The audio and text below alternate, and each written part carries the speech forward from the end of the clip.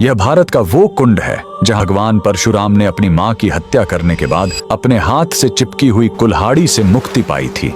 यह कहानी है महान ऋषि जमदग्नि और उनकी पत्नी पतिव्रता रेणुका की। कहते हैं रेणुका हर दिन नदी से कच्चे घड़े में पानी लाती थी और उनके सतीत्व के बल से वह घड़ा टूटता नहीं था। उनके 5 पुत्र थे जिनमें सबसे छोटे थे विष्णु अवतार परशुराम। एक दिन रेणुका ने नदी में कुछ गंधर्वों स्वर्ग के संगीतकार को जल क्रीड़ा करते देखा। उन्हें देखकर एक पल के लिए उनका मन मोह में पड़ गया और उसी क्षण उनके सतीत्व का बल टूटा और कच्चा घड़ा टूट गया। जब वो आश्रम लौटी तो ऋषि जमदग्नि ने अपने योग बल से जान लिया कि उनका मन भटक गया था। वो इतने क्रोधित हुए कि उन्होंने अपने पुत्रों को आज्ञा दी, अपनी मां का वध कर दो। जब चारों बड़े भाइयों ने मना कर दिया तो क्रोधित पिता ने उन्हें तुरंत पत्थर बन जाने का श्राप दे दिया। इसके बाद परशुराम ने पिता की आज्ञा को अपना धर्म समझा। उन्होंने भारी मन से अपनी कुल्हाड़ी उठाई और अपनी ही मां का सिर धड़ से अलग कर दिया। उनकी आज्ञाकारिता से प्रसन्न होकर जमदग्नि ने वरदान मांगने को कहा। परशुराम ने तुरंत अपनी मां को फिर से जीवित करने और साथ ही पत्थर बन चुके अपने चारों भाइयों को भी मुक्त करने का वर मांग लिया। सब फिर से जीवित हो गए, मानो कुछ हुआ ही ना हो। लेकिन कहानी यहीं खत्म नहीं हुई।